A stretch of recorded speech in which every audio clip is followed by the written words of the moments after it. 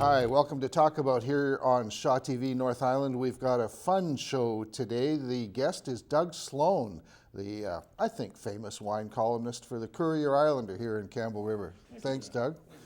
And yeah, we had him on last year, and I said that he runs a little wine boutique next door to Save On Foods, and somebody actually went looking for it and couldn't find it. Well, we won't tell anybody you're the manager of the government liquor store. Largest liquor store in Campbell River, yeah. Yeah. But you're here as the wine columnist, and you've been doing this for how long? I'm thinking I've been writing about wine for about 20 years. I was going to say, yeah. Yeah. And the column you do is, well, it's in the Courier, but it goes elsewhere too, does it not? Recently, another website picked up reprints. It's called Avenues.zone out of Port Alberni. Yeah. And then when actually the column, when it's printed, I email links out to about 150, 200 people in the wine biz. Yeah. All over BC, America. And I get a copy. And you get a copy. So yeah, but you do longevity is a testimony that you're doing a pretty good job.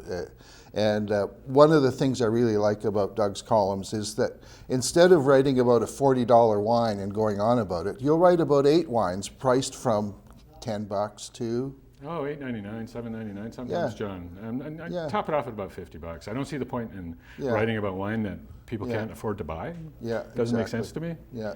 It's not who I write for. Yeah, but your little boutique sells it. Well, the thing I think that works really well for me, John, is that as a writer, I have my fingers on the pulse of what people really buy because I'm in the business at retail. Yes, exactly. Right, and I know what people buy, and I know what they're willing to spend in most Yeah. instances, and that's where my column is. Yeah. Now, recently we had the Vancouver International Wine Festival on, just as we're recording this a week or two ago, eh? Yeah, last Thursday. And that's one of the biggest wine festivals in the world now? It is indeed. Isn't that amazing? It is amazing, and it's an amazing event. Yeah. And BC, surprisingly, is emerging as kind of like a world-level producer. We're putting out $1 billion a year worth of wine now? Yeah, amazing, huh? How many jobs? Oh, I don't know. I don't do those kinds of stats. Thousands. Hundreds of thousands. Yeah. Yeah, you're not just the retail end of the business, but the wholesale end of the business. The growing, bottling. Something like 1,300 retail outlets. Yeah. And then all of the people who work in the vineyards, the winemakers, their assistants. And the associated, one of the big things that's happening now, actually, John, is the move towards destination wine tourism, both in the Okanagan Valley and in even Vancouver Island. Valley, Vancouver Island, and that's bringing a lot of money in to the province too. And on the heels of that, right, we're seeing the growth of artisan food makers, cheese makers, bread makers, people who make olive oil, people who make associated items that actually are often for sale in the wineries when you go to visit a winery. Oh, cheese for sure, yeah, it's great. So it's fabulous. Yeah. Well, we've done quite a bit of few shows anyway in the past on the local wine scene and the island wine scene, and we'll get to that. But the Vancouver International Wine Festival, I'd like to hear more about that. And we have here a small display of specialties that you picked up. Yeah, there's a liquor store on site, John, that often carries products that aren't commonly available. And whenever I go down, I buy a couple of cases of wine that intrigue me or interest me or blow me away. And some of them are kind of expensive. But some of them are not so much. The Amalaya Toronto's Riesling blend, your kind of wine, John, is $14.50. Oh. The Linda straight Toronto's blend is $14.95. Yeah. The red wines that are in front of us here range from about $25 through maybe $50. Yeah. But I guess one of the highlights for me at the wine festival was Aurelio Montez Jr., whose family owns Montez Alpha. He grew up in a wine barrel, right? And he had a bottle of a wine called Tata that you simply can't buy. It's $278 a bottle. 28 cases are made. Huh. And he opened that and poured it. And I was just like died and gone to wino heaven. It was just amazing. Is that Italian? No, that's Argentinian. Oh. No, Aurelio Montes, beg your pardon. Aurelio Montes is Chilean. Okay. One of the things I noticed when I purchased wine was a lot of my purchases, although the wine festival was about Australia per se, a lot of my purchases that I made were actually Argentinian wines. Huh. And it wasn't because I didn't like the Australian wines, but the fact of the matter is the Australian wines are currently more commonly available than the Argentinian premium wines. South American wines seem to be value-based, in other words, affordable. And perhaps that's because the labor is less expensive there. I don't know. Labor's an issue. Land is an issue. The cost of vineyard land, right? Yes. Is probably 1/10 per acre of what it would be in, say, Napa. Yeah. And BC is very, very expensive to buy and develop land because it's such a restricted area in the Okanagan and even over here on Vancouver Island. Yeah. Yeah, but. Yeah, but the quality of the South American wines, the vintners, I guess, the winemakers. A $20 South American red. A wine of that quality coming from the Okanagan would cost $50. Wine of that quality coming from California would cost $70. Yeah. Wine of that quality from France could cost as much as $80 to $100. Yeah. And yeah. So how do you define quality? You know, like, what blows you away? Well, I've got very Catholic tastes in wine. I don't have a preference for any particular grape, personally. But quality, as far as I'm concerned, is a function of intensity of flavor, the concentration of the character, and then the complexity of the wine, whether it be from Lots of different things. Lots of different things, yeah. Yeah, I'm amazed at the adjectives you find in your column to, you know, touches of apricot and wow, some of the... my column I tried to keep it real, John. Yeah. Yeah, my favorite was the writer who can remain nameless, who was reviewing a white wine from France, and he said it reminded him of the aroma of a little tiny flower that grows in the high Alps that flowers once every 5 years. And I went, who knows what he's talking about? I mean, nobody, right? Yeah. And that's bafflegab. Yeah, You know. yeah. Well, tell us a bit more about Vancouver International Wine Festival. All right. What goes on there and who was there, the attendance? It was totally sold out. Thousands of people went through there. And how many were for tourists from out of country or out of province? Wow, a lot of the winemakers were tourists from other province. Yeah. It draws people from all over the West Coast and, of course, from Alberta and Ontario and other places in Canada. Asia? Asia, certainly. Pacific Rim is a real growth market, and I think you'll see BC wines actually are already starting to penetrate the Pacific Rim. Yeah. So how long did it go on for? It runs for about, I think, 10 or 11 days, John, all told. But the actual wine festival tasting in the Acura tasting room is a 3-day event, Thursday, Friday, Saturday, in the middle of the festival. But wine dinners and wine tastings and special events happen all the way from about a week prior to the festival, say the Monday or the Tuesday, all the way through to 3 or 4 days after the festival.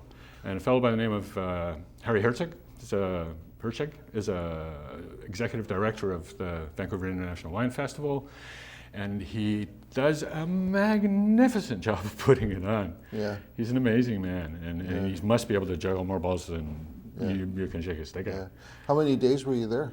I did the poor man's event. I left home at 3 o'clock in the morning, caught the 6 o'clock ferry, got off the ferry and took the bus downtown, had a private wine tasting with Bacchus Group at 11 a.m., and then we went into the wine festival. The wine festival actually started at 1:30, but with the press pass, I can get in when I get in. So I went in and watched them set up. Yeah. That's valuable. That is very valuable. And so 5 o'clock, my friends, myself and my colleagues, made a beetle up to Georgia Street, grabbed the bus, caught the 7 o'clock ferry, drove home. I got home about 11.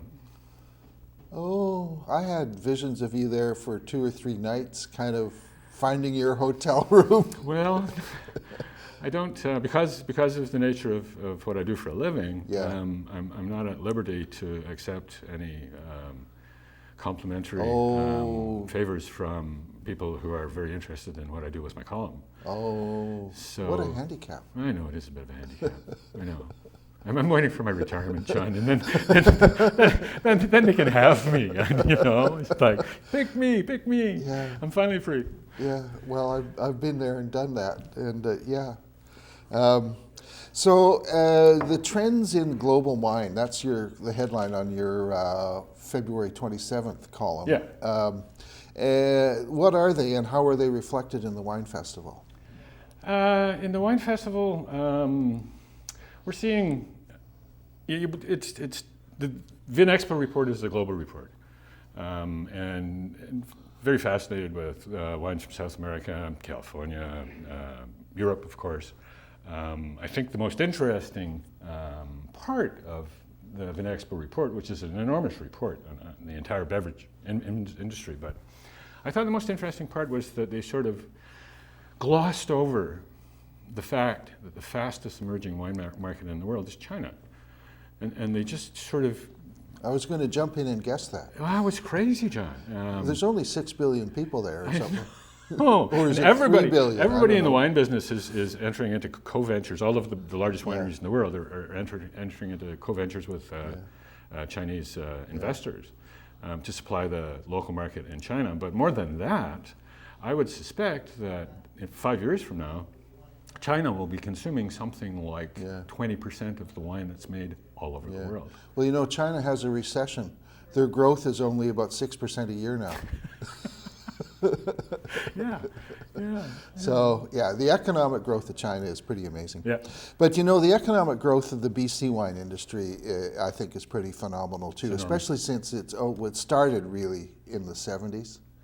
Started in the 70s, it really picked up speed in the late 80s after the Great Grape Pullout, when the government sponsored the wineries to actually pull the insufficient grapes out of the ground and plant more quote-unquote noble varieties. Yeah. And by the time we hit the mid-90s, they were in full stream. Yeah. And currently, there isn't a wine made anywhere in the world that doesn't have an equivalent wine be made in British Columbia. Unfortunately, and I don't mean this as criticism, but unfortunately, because of the nature of the cost of growing wine and the cost of land in arable areas in British Columbia, unfortunately, our wines, particularly at the top end, are maybe priced a little high, $50, $60, $70, $80. Yeah. But what's happened, there's been a lot of movement in the pricing at the lower end of the BCVQA wine structure, and it's not uncommon now to see red and white wines from quality producers being sold for $12, $13, $14, and that's definitely a step in the right direction to compete with the imported wines in the global market, right? Yeah. How were the BC wines portrayed at the Vancouver International Wine Festival? Very well. Did they have a separate room, or did they just... No, they organized the wines geographically. Some of the photographs that may actually get interleaved into the program, John, capture some of the science, but it's booths. It's like a trade show.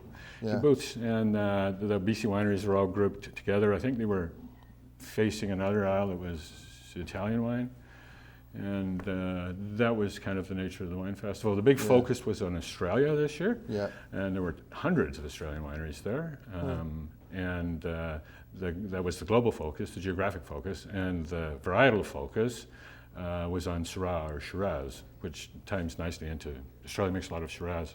Yeah. Everybody else tends to make Syrah.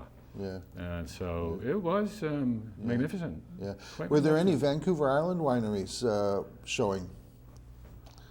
I don't think so. Yeah.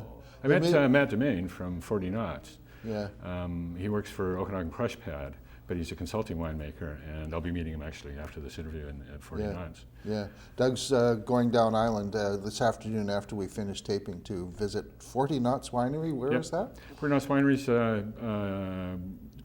Anderton Road, out towards the ferry terminal, and it changed hands recently. And Brenda Hetman Craig and Lane Robert Craig purchased it, and they brought on board Matt Domain as a winemaker.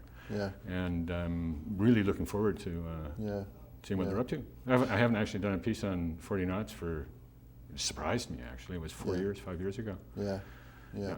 The last time you were on, I vaguely recall, you know, I'm retired, my memory's not as good as it used to be. James Cameron had just bought a big James spread. Cameron bought Beaufort Winery, yes. Yeah, how's that coming along? I haven't dropped by for a while. I may do that this afternoon on the way back. Okay. The same winemaking team were actually sort of grandfathered into the purchase of the winery, so the wines are always as exciting and innovative and creative as they've always been. Yeah. But I haven't tasted the recent sample. Most of the island wineries are ramping up for May opening, John. Okay.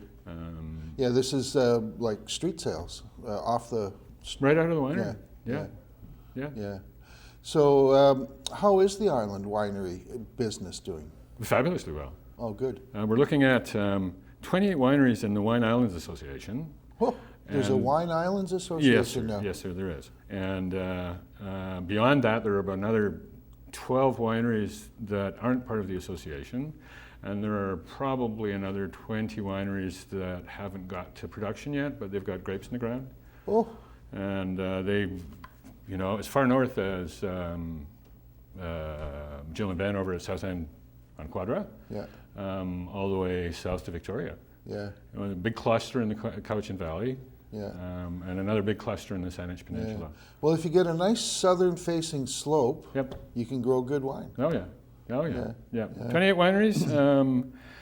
Well, you know, maybe the Island Wine Association will get a booth at a Vancouver International Wine Festival in times ahead. Oh, entirely possible. They run their own events. Most of them are centered around the Cowichan area. You know, Feast of Fields, where the wineries and the foodieries attend together. There are two cideries that I know of on the island, Marydale and Cowichan Valley, and Seasider down by Victoria. And the mead place, is that down, I think, Souk, where they're making mead? Mead, they're making mead in Souk at Tugwell. And they're making mead on Hornby Island, at the Hornby Island Meadery. And there's a couple of wineries now on Hornby Island. Yeah. Fabulous. Talk about tourist destination, right? You go down and you visit a couple of the wineries and the meadery, and then you go for a long walk along Hellwell Park and watch the sea lions. Oh, that's beautiful. Oh, incredible. Laura and I did that for our honeymoon. Nice. Yeah. Not exactly it, but yeah, it's great. Yeah.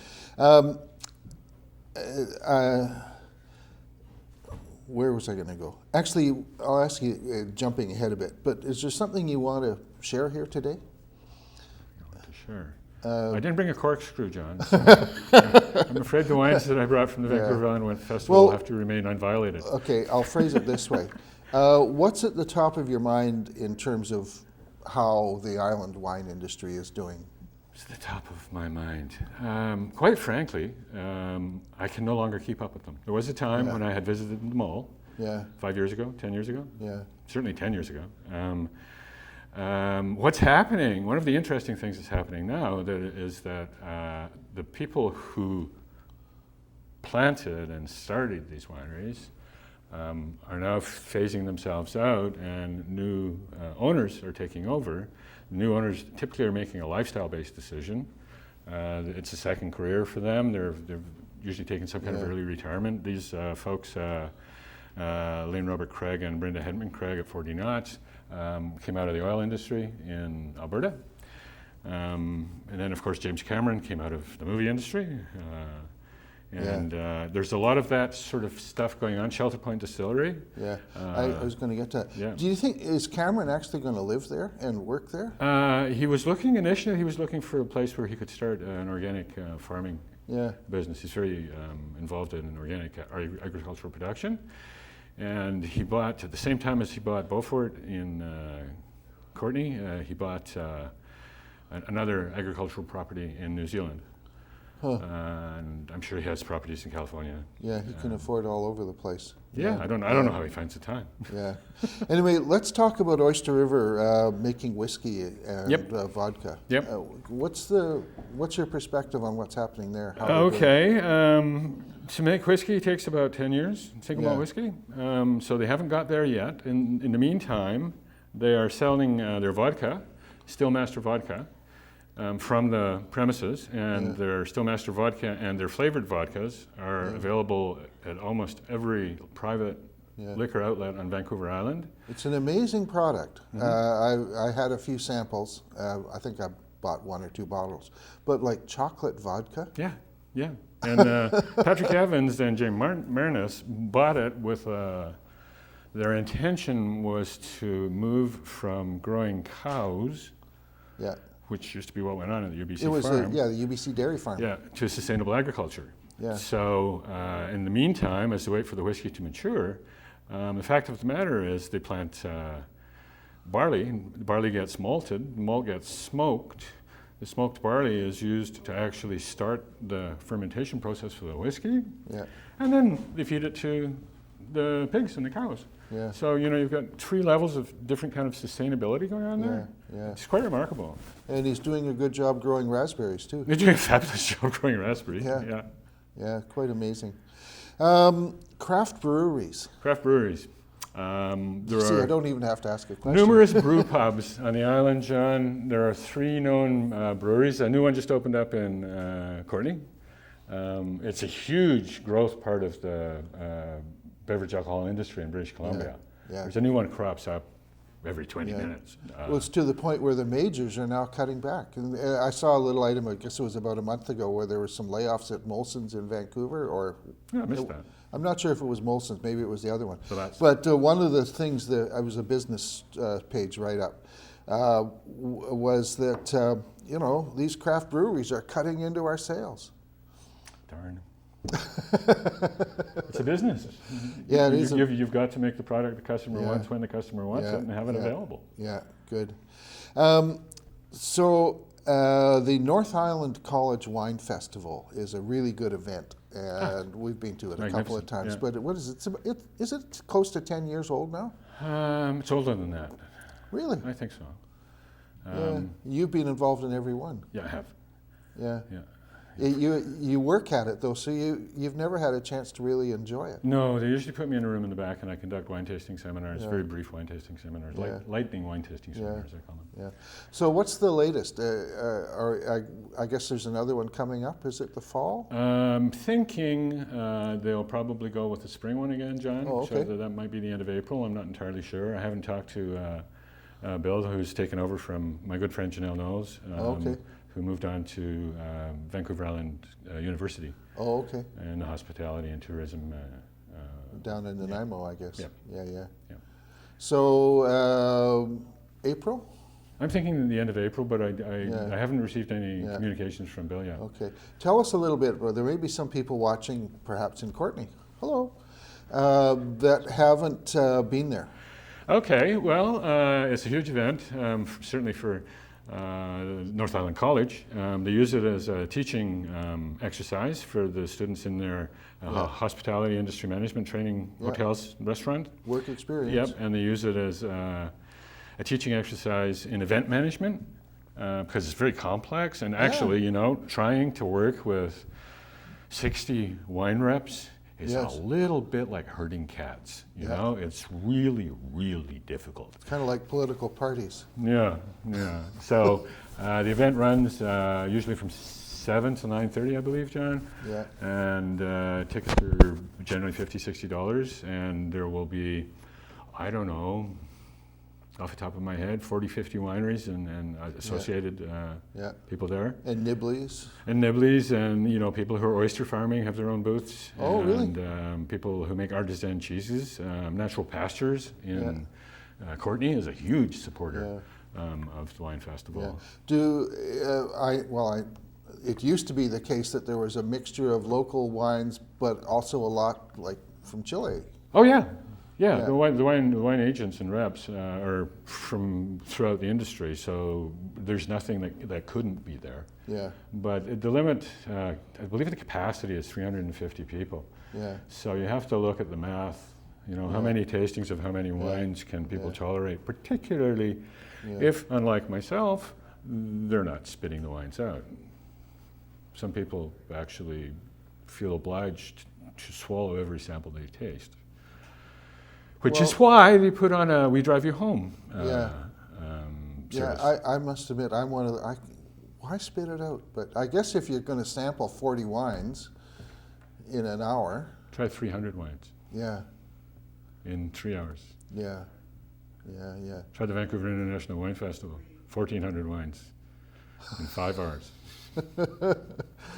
Okay. It's tough work, John, but somebody's got to do it. Yeah, thousands and millions. And it's amazing. I got a little stat here. It's actually out of Doug's column. And then Bill Thielman has a very interesting column in the Thai website news about changes in BC's liquor policy coming in on April 1st. And he cribbed, I think, Doug's stat. Canada is number 7 in the world in, I guess, wine production, 6.1 billion? Or is that consumption? Consumption. Yeah. But, you know, that's pretty... Well, you look at it. You're looking at it from a very parochial kind of British Columbia perspective, John. Right? Yeah. We know what we grow in British Columbia. We know they're great wines. We know what we're doing with them. Yeah. We know there's a limited amount of space and a limited number of wineries. In Ontario, whole different scene. Yeah. The entire Niagara Peninsula Yeah. is planted to grapes, and they make. I would guess they're making probably 10 times as much wine in Ontario as they are in British Columbia. Wow. Yeah. But Ontario, I'm surprised that, you know, like the climate doesn't seem conducive, but I guess they got hotter summers or something. No, there's all kinds of tricks. Yeah. And then, of course, you know, there's global warming. Well. Yeah, global warming. You give it 10 years. They'll be growing big red wines Somebody sent here me in an northern email Vancouver. saying nobody uses global warming anymore, and it was kind of a lefty who was, because I'm not a big fear of climate change, but yeah, there's variations and all that. But our grapes around here seem to be surviving quite nicely. Quite nicely. Yeah, good. It's a matter of picking the right grape varieties and suiting them to the microclimate. Yeah. Actually, that's perhaps a good way to end on. A lot of people, I think you too, grow grapes in the backyard. I do. Yeah. Any tips? South facing. Yeah. Lots of sunshine. Yeah. To get quality wine, you have to prune about half of the fruit off as it approaches ripeness, and let the remaining fruit get the full benefit of the chlorophyllic interaction with the sun and the leaves and how our energy comes from.